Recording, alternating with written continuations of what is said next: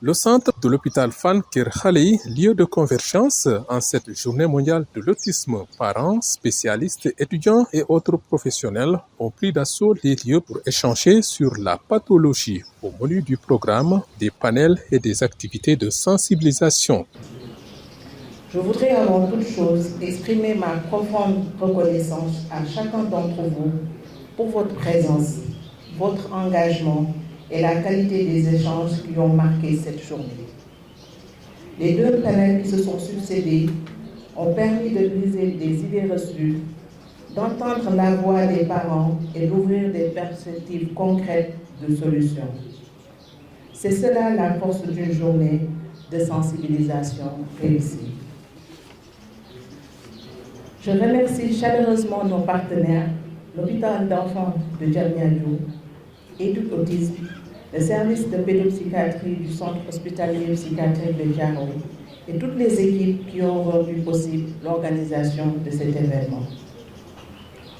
Madame Sarr est grand-mère d'un enfant atteint d'autisme. Elle ne rate presque jamais la célébration de la journée de l'autisme, mais celle-là célébrée à l'hôpital Fann est toute particulière pour elle au vu de la richesse des panels et des échanges.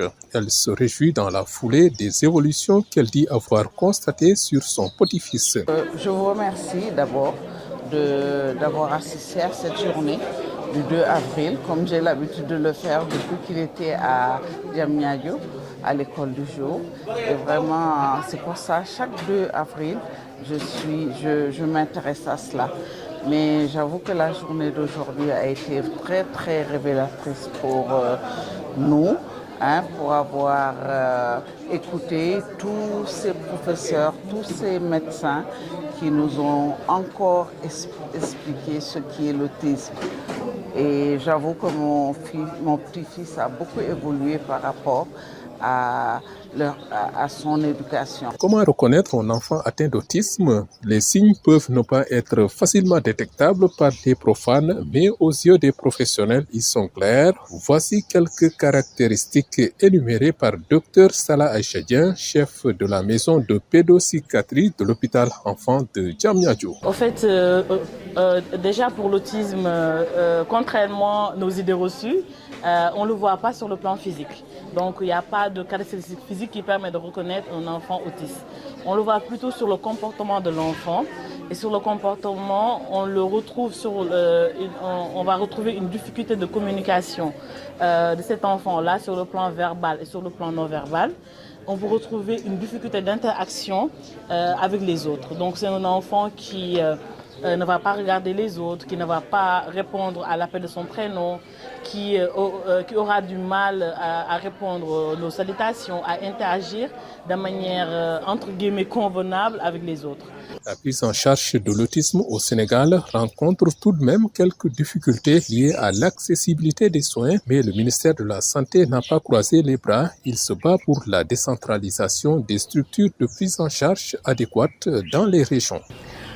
En tant que responsable de la politique de santé mentale dans notre pays, il serait vain de célébrer cette journée sans nommer honnêtement les obstacles qui demeurent et sans perdre l'engagement solennel de les combattre.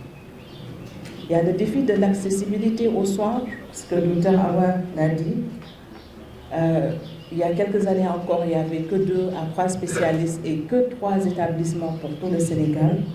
Et trop d'enfants autistes grandissent sans avoir jamais été évalués par un professionnel formé. Les structures spécialisées se concentrent encore majoritairement à Dakar.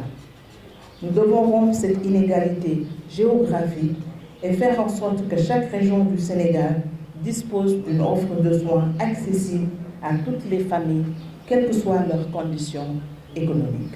Cette journée de l'autisme, célébrée le 2 avril 2026 à Kër Khalei de l'hôpital Fann, a permis de lever des tabous et d'échanger profondément sur la question. Les interventions ont été très fructueuses et enrichissantes. Parents, étudiants et profanes ont largement profité des panels animés par des professionnels et des spécialistes.